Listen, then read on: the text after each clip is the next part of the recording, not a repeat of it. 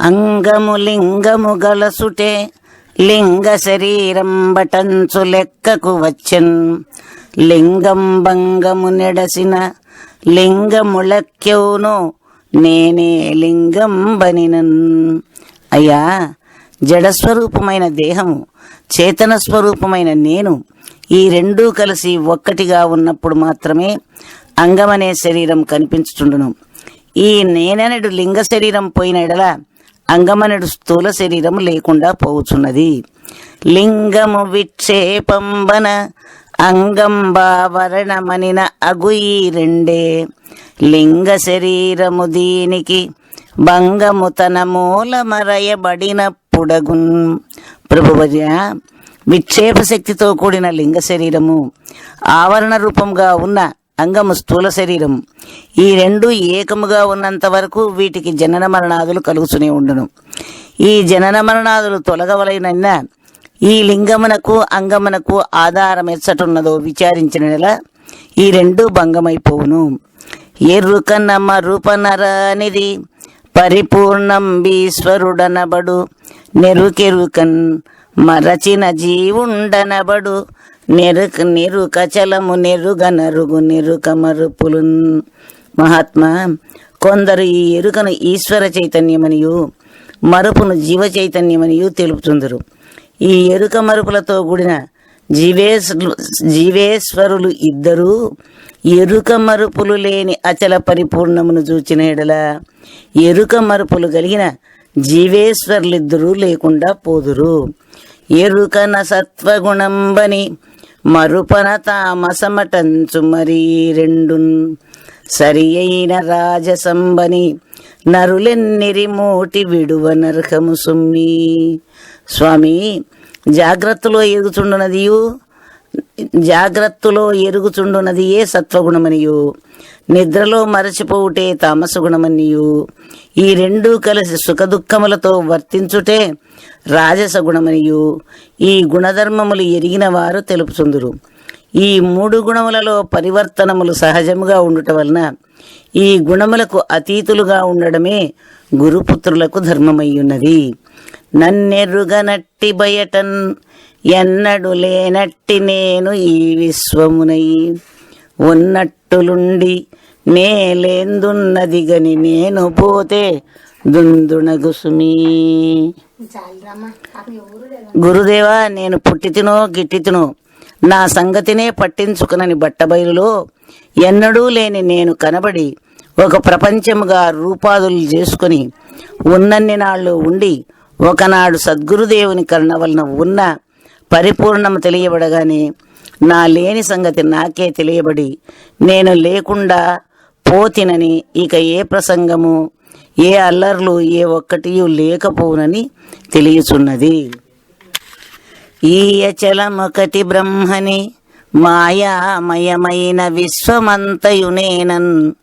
ఛాయమెరుంగ కన్నను నరులీయడ బ్రహ్మం బటంచు లెక్కిడ నగుదున్. సద్గురుదేవా, బ్రహ్మమనే శబ్దమునకు అచల పరిపూర్ణం ఒక్కటియే చెల్లునని తెలియక ఈ క్షణంలో కనబడి మరుక్షణంలో మాయమగు జగత్తును సృష్టించడి నన్ను అంటే ఎరుకను మాయని ఆలోచించక నా మీద ఉన్న ప్రేమ వలన నన్నే బ్రహ్మమని ఈ తెలివిలేని మానవులు తెలుపుచుందరు. అంత మాత్రంన సకల కాలముల యందును నిర్మలముగా ఉన్న ఆ పరిపూర్ణ పరబయలు నేను ఎగుదునా అనియు ఆ బ్రహ్మమనే శబ్దమునకు నేను సరిపోదునా అని నాకు నేనే నవ్వుకొనుచుందును.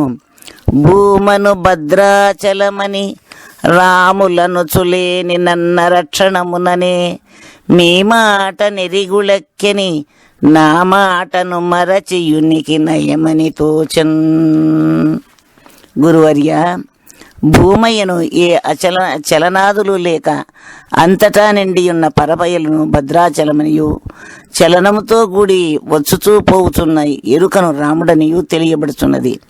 అది ఎట్లనినా ఈ ఎరుక దేహమును వనవాసమునందు జ్ఞానేంద్రియములైదు, కర్మేంద్రియములైదు, అంతఃకరణములు 4, 14 ఇంద్రియములతో చేరి సుఖమును కోల్పోయి దుఃఖంతో కూడుకొని ఉన్నది ఈ ఎరుకేననియు, ఇదే 14 సంవత్సరముల శ్రీరాముని వనవాసమనియు మీరు బోధించిన బోధ వలన ఒక అరక్షణంలో తెలుసుకుంటుని. ఇక ఈ ఎరుక విషయము సంశయం లేకుండా తెలియబడినది. ఇది మొదలు నన్ను నేను మరచి అచల పరిపూర్ణమును లక్ష్యములు పెట్టుకుని ఉండడమే మంచిదని తోచుతున్నది. నా గురుడు నాకు తెల్పిన ఈ గురు బోధంత మీకు ఇప్పుడు నేను బాగుగా వినజెప్పితి సుమి, యో గురువర్య ఎని శిష్యుడు రకయున్నన్. తండ్రి గురువర్య, నా గురుదేవుడు నాకు తెలిపిన అచల పరిపూర్ణ బోధను గాని అందులో ఉన్న అంశములను గాని నాకు తెలిసినంత వరకు, నా బుద్ధి కందినంత వరకు మీ ముందు చక్కగా వివరించుకుంటుని.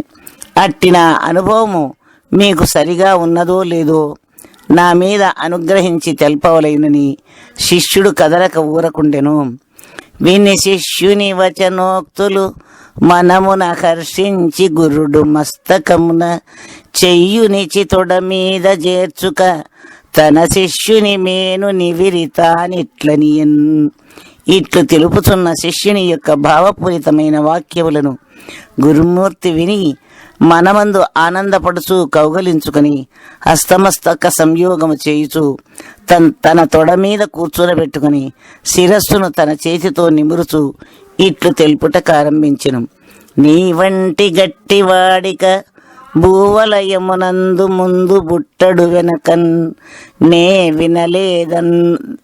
వినలేదున్నాడంచి వేళకు నిన్నే చూస్తే ఇటబలి శిష్యరత్నమా, ఈ అచల బోధను నీవలే ఇంత శ్రద్ధగా విచారించి బోధలో ఉన్న రహస్యములను ఆశాంతం గ్రహించి సంతోషపడు శిష్యుడు ఈ భూమిపైన ఇక పుట్టగలడని కూడా నాకు నమ్మకం లేదు.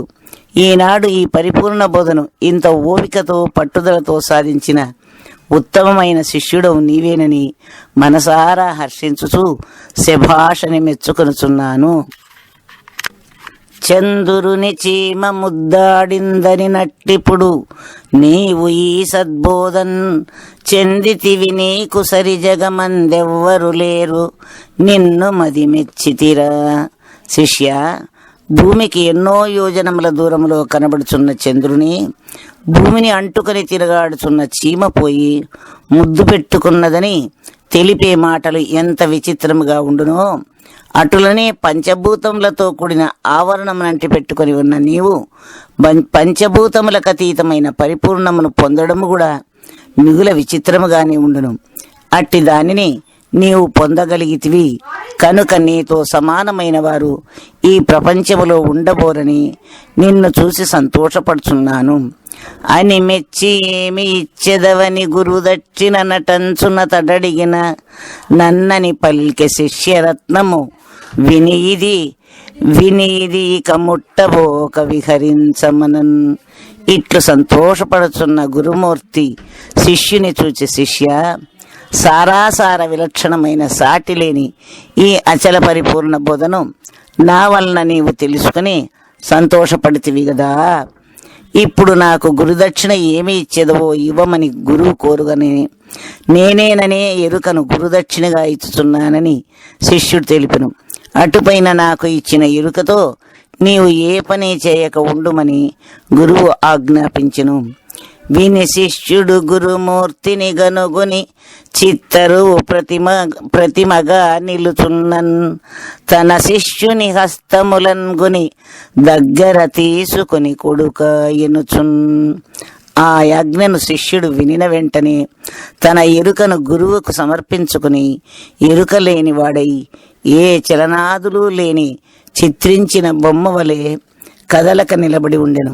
అట్టి శిష్యుని గురుమూర్తి చూచి పట్టలేని సంతోషంతో కుమారా అని పిలిచి ఆలింగనమును చేసుకుని కూర్చుండమని నియమింపజేసెను. చెప్పదొణంగెను మునుతా చెప్పని ముచ్చట్లు కొన్ని సేమము కొరకై ఒప్పుల కుప్ప ఓ మాయప్పాయని దువ్వుకొనుచు అతిదయతోడన్. శ్రీ సద్గురుముల వారు శ్రీ సద్గురు స్వాముల వారు శిష్యునిపై గల ప్రేమను విడువలేక, ఓ నాయనా, ఒప్పుల కుప్పాయని దేహమును దువ్వుచు ఇంతకుముందు తనకు బోధ చెయ్యని ధర్మములను మరికొన్ని చెప్పదలుచుకుని దయాసాగరమైన హృదయంతో ఇట్లు తెలుపుటకారంభించెను. ఒప్పకు మీ పరబోధల తప్పకు మీ బోధనెప్పుడు దలచుట మదిలో, రొప్పకు మీ సత్శిష్యుల చెప్పకు మీ దీన్ని దుష్ట చెనటులకెప్పుడు. శిష్య, లోకములో ద్వైత మతము, అద్వైత మతం, విశిష్టాద్వైత మతము, క్రైస్తవ మతం, మహమ్మదీయ మతం, బౌద్ధ మతము, శాక్తేయ మతము మొదలైన మతములెన్నయో కలవు. ఆ మతములంతయు అన్నియు భ్రాంతిని విస్తరింపజేయుచుండును గాని శాంతిని కలుగజేయజాలవు. అట్టి మతబోధకుల బోధలను విని ఈ పరిపూర్ణ బోధన విడచి నీ బుద్ధిని చెడుచుకుని బాధపడకము. మరియు శ్రద్ధాభక్తులు కలిగిన మంచి శిష్యులు ఈ బోధను కోరి నీ వద్దకు వచ్చిన ఎడల వారిని చులకనగా భావించకము. దుర్మార్గులుగా ఉన్నవారు ఎంత ప్రాధేయపడినను ఈ పూర్ణ బోధను తెలపకము. కూడకు మీ దుర్జనులను వీడకు మీ సాధు మనుజ వితతి స్నేహం బోడకు మీ గురుసేవకు పాడకు మీ పరుల నింద పాటల రీతిన్. శిష్య, దుర్జనులతో స్నేహం ఎన్నడూ చేయబోకము. సజ్జనుల సాంగత్యం ఎప్పుడూ విడవబోకము. సద్గురువులుగానున్న వారికి సేవలు చేయుటకు సంశయపడబోకము. ఇతరులు చెడ్డవారనియు నీవు మంచివాడనియు నీ గొప్పలు నీవు చెప్పుకొనక ఉండుము. మీరకు మీ గురువాజ్ఞను చేరకు మీ దుష్టులంత చేరిన చోటన్, దూరకు మీ బోధను విని యారకు మీ సాధుజనుల ఎందున తప్పుల్. శిష్య, గురువాజ్ఞను కాదని ఏ పని చేయబోకుము. దుర్మార్గులు గుమిగూడి ఆలోచనలు చేయు చోటు దగ్గరకు నీవు చేరకయుండుము. ఇతరులు తెలుపుతున్న బోధలను విని ఆ బోధలు సరిగా లేదని వారిని దూషించకము. పెద్దలను చూచి వారి ఆచరణ యందు లోపాలను ఏరుకొనడి చెడ్డ బుద్ధిని విడిచిపెట్టి ఉండుము. జనుల వలె జరుపు పనులను నన్ను నేను జన వితతి దిట్ట నడువకమెప్పుడు, నిన్ను నీవు పొగడుకోకుము, నిన్ను బోలరటంచు జనుల నిందించకుమి. శిష్య, జనులందరూ సమ్మతపడి ఏ పని చేయుచుందరో ఆ పనినే నీవు కూడా చేయుచుండుము. నిన్ను నన్ను లోకలు దూషించునట్టి పనులు ఎన్నడూ చేయబోకుము. నేను గొప్పవాడునని ఇతరులతో చెప్పబోకుము. నాతో సమానమైన వారు ఈ ప్రపంచంలో ఎవ్వరూ లేరనియు అందరూ మూర్ఖులే అనియు ఇతరులను తోలనాడక ఉండుము. శ్రద్ధ బోధందు నిలిపి అశ్రద్ధను నీ